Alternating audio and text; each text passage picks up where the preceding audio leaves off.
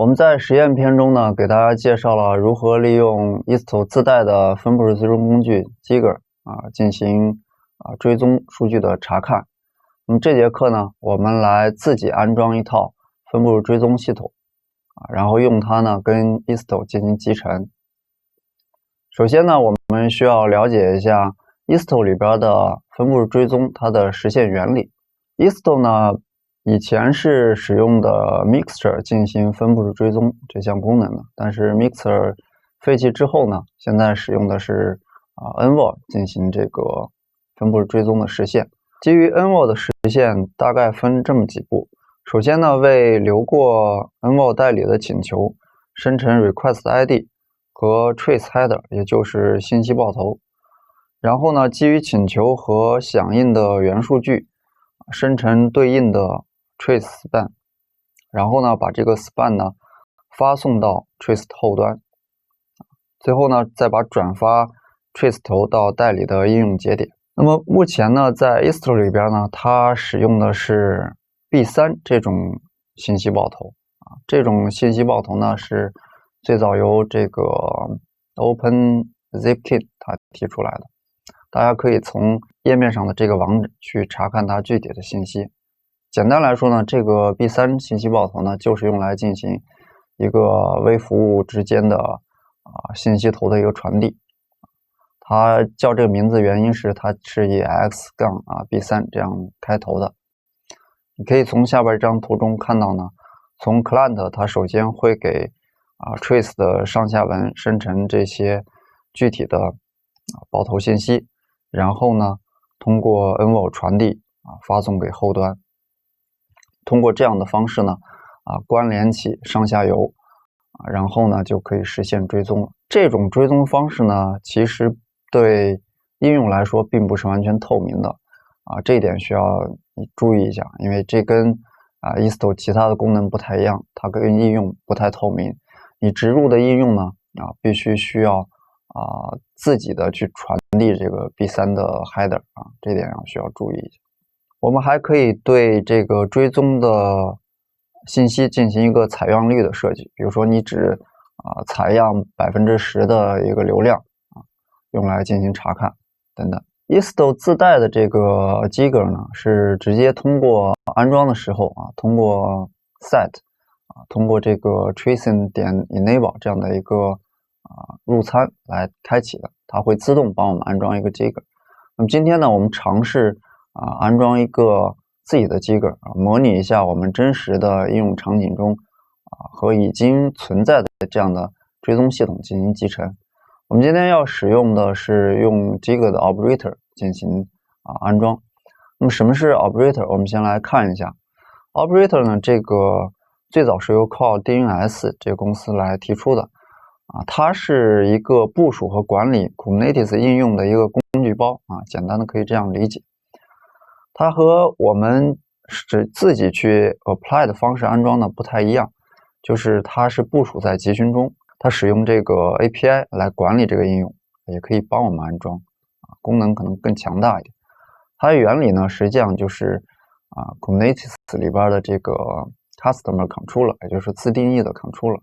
它通过这种自定义的 Controller 来去执行一些我们自定义的任务这样呢来操作我们一些CRD 我们自定义的这些资源对象。在它的这个 Operator Framework 里边主要包括两部分，一部分就是 SDK 呢很好理解，就是帮你用来构建、测试和打包你的整个 Operator。这个另外一部分呢，就是 Operator 的 Lifecycle Manager， 也就是生命周期管理通过它呢，将打包好的应用呢部署在我们的Kubernetes 集群里边，然后呢用来去管理它的整个生命周期。我们今天的实战任务呢，主要分了以下3个步骤第一步呢，就是通过刚才介绍的这个的 Operator 来把我们的这个实例呢安装起来。接下来我们要做的呢，就是把它和 ISTO 进行一个集成第3步呢，我们要对应用做一个注入把它的这个 agent， 也就是收集和生成这个 span 的这个 agent 自动的注入到我们的应用中啊，最后测试就行了。下面呢，我来给你演示一下。好，首先第一步呢，我们可以克隆一下这个 Jigger 的 operator。当然呢，你也可以直接通过在线的网址进行安装，不过还是建议你克隆下来，可以看一下它的一些部署文件的具体内容。这里边呢，我因为已经下载好了，就不操作了。我们直接来看。好，当你把这个 operator 下载完成之后呢，进入它的 deploy 这个目录下，你就可以看到我们需要安装的几个 YAML 文件我们只需要关注这么几个首先呢，像 service account role binding 都是通过这个RBAC 这样的方式进行一个集群的一个授权管理。我们只需要关注一下 operator 这个部署文件。这边呢就是具体部署这个 operator 这个自定义的资源。其中我们需要关注的一个地方呢，就是它的一个环境变量 watch namespace。这个环境变量呢，目前它默认值是指向的自己安装的一个 namespace。如果你希望呢，它能够监控到其他的 namespace 下的资源的变化，那么你需要在这个地方做一些修改。我们把它改为一个空值，空值的含义呢，意思就是可以监控所有的 namespace。好，首先第一步呢，我们需要安装一下 CRD。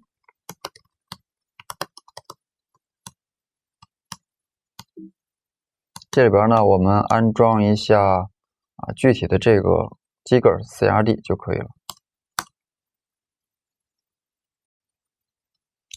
安装完成之后呢，我们再依次的安装 service account 和 rollback 相关的 YAML。我们先创建一个叫 observability 可观察性这样的一个 namespace， 然后把我们的 operator 呢都安装到这个 namespace 下。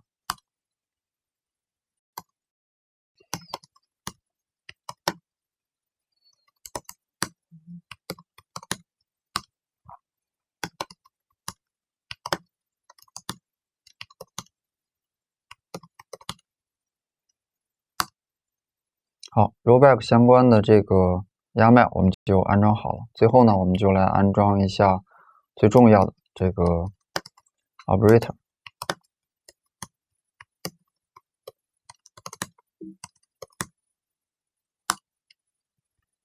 好，安装之后呢，我们来这个 namespace 下面查看一下。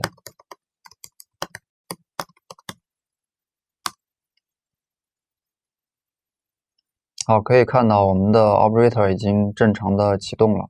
接下来呢，我们要安装一个自定义的资源，叫 Jiggers。operator 呢会帮我们把这个 Jigger 呢自动的通过这个自定义资源安装起来。这边有很多不同的配置，那么我们选择一个最简单的看一下。这就是它自定义的一个资源，就叫 Jigger 里边呢只有一个 name， 没有任何的配置。那么它会以一个 all-in-one 的这样的一个 Jigger 的方式部署我们直接安装这个最简单的就可以了。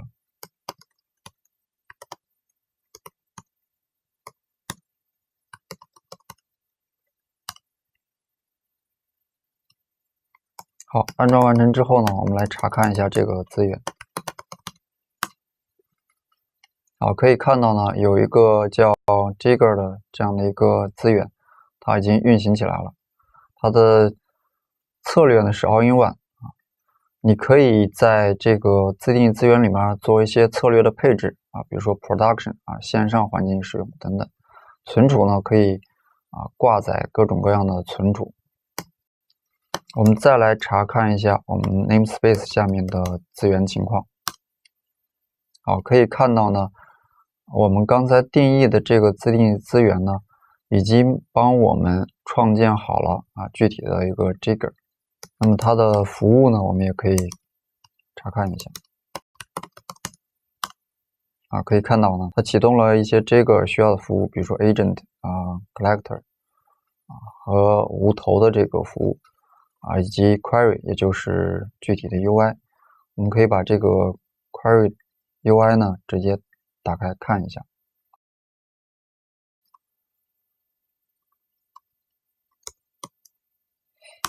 好，这个时候我们可以去浏览器上去查看一下，我们刚才部署的这个是不是已经部署成功了？好，可以看到我们的这个已经启动了 ，UI 界面已经启动了啊，但是并没有具体的 tracing 信息。下面第二步呢，就是需要跟我们的 Istio 进行一个集成。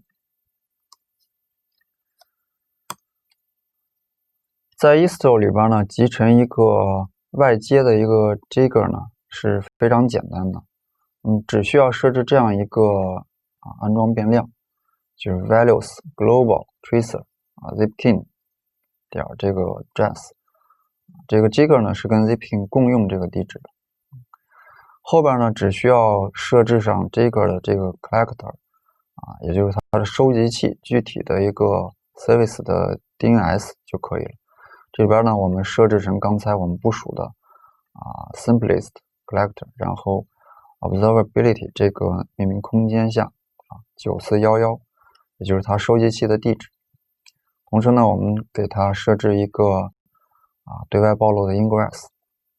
另外呢，默认情况下呢 ，Istio 下边它的采样率，也就是 tracing 的采样率，它只有1。我们为了测试方便呢，把它的采样率设置成100。也就是100%的去采样这里边呢直接去通过 pilot trace sampling 等于100就可以了。好，执行一下。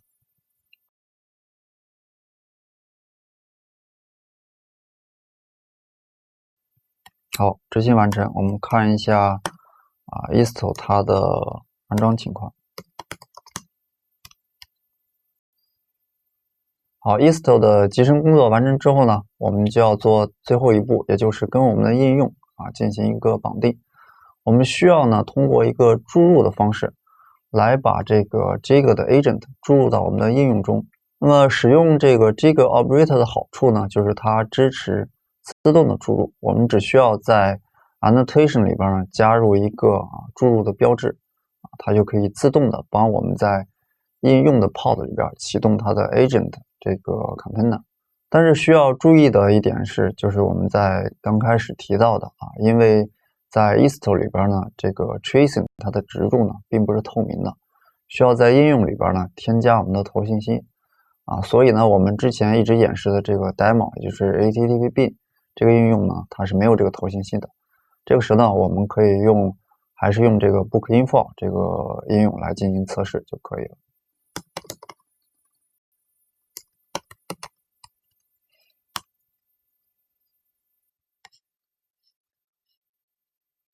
好，首先我们来到 default 这个 namespace 来看一下 Bookinfo 这个应用。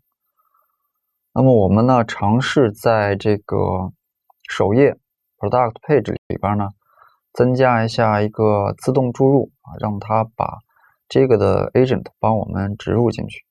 那么这个的 operator 呢，主要有2种这种自动注入的方式支持一种就是直接给 deployment 进行注入，还有一种方式直接是给这个 namespace 整个 namespace 也可以注入。那么它下面的所有的 pod 都会重新的去植入这个 agent。我们先用第一种方式来测试一下。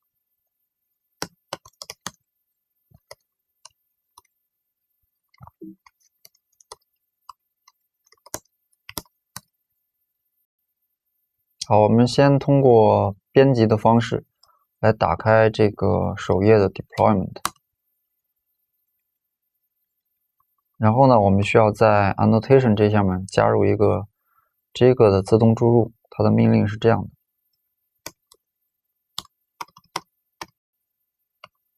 自动注入呢很简单，就是通过 setcar 这个 tracing.io， 然后 inject 等于 true 就可以了。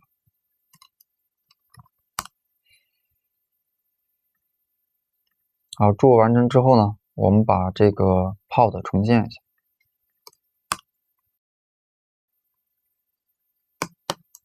下面我们来看看 pod 的一个变化情况。好，可以看到呢，我们刚才这个 product page 它只有2个 container， 现在呢它变成了3个 container， 说明呢我们的 Jigger 的 agent 呢已经注入进去了。我们可以点进去看一下。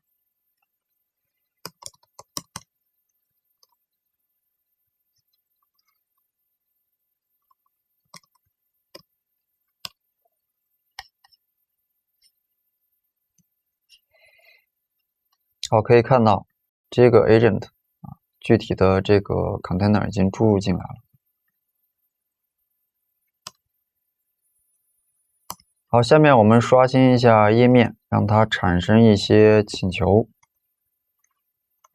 然后我们到刚才的这个的 UI 界面去查看服务是否已经添加。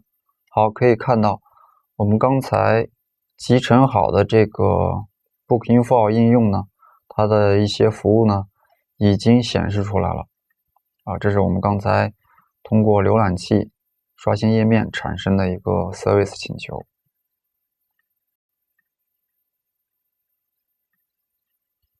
好，可以看到具体的这个整个 trace 信息已经完整的打印出来了。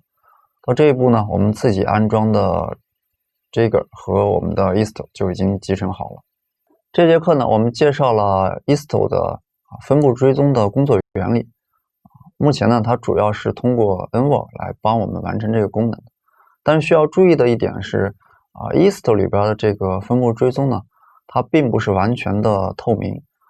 需要我们的应用呢接入具体的这个 B3 的这个追踪头信息需要传递这个信息，这是需要注意的一点。另外呢，今天我们还使用了 Operator 来安装了一个自己的一个 Jigger， 然后呢使用它来跟我们的 Isto 进行了一个集成。那么这节课呢具体的内容就到这里。实际上现在市面上还有很多非常优秀的这样的追踪工具，比如说这个 Datadog， 比如说 Skywalking 并且呢他们都已经提供了和 Isto 的一个集成方式。感兴趣的同学呢可以课后自己去尝试一下。好，这节课就到这里。